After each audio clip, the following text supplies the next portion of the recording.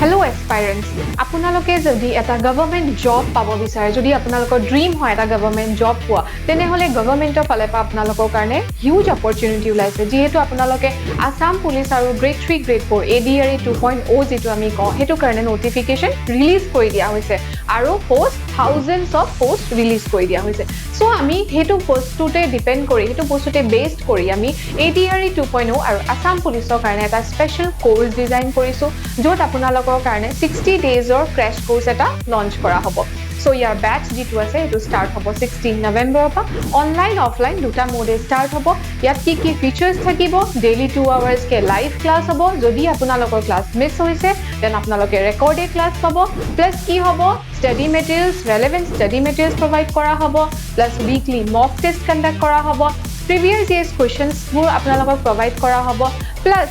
আপোনালোকৰ doubt ক্লিয়াৰিং sessions provide কৰা হ'ব আৰু আমাৰ এইটো স্পেশাল কোৰ্সটো আপোনালোকক অফাৰত দিয়া হৈছে এতিয়া 2999 ত দিয়া হৈছে য'ত হিউজ ডিসকাউন্ট দিয়া হৈছে সো লিমিটেড অফাৰ হয় আপোনালোকে এনৰোল কৰিব সো জয়েন কৰিব আমাৰ লগত আমাৰ নতুন ক্ৰেশ কোৰ্স প্ৰগ্ৰামটো থ্যাংক ইউ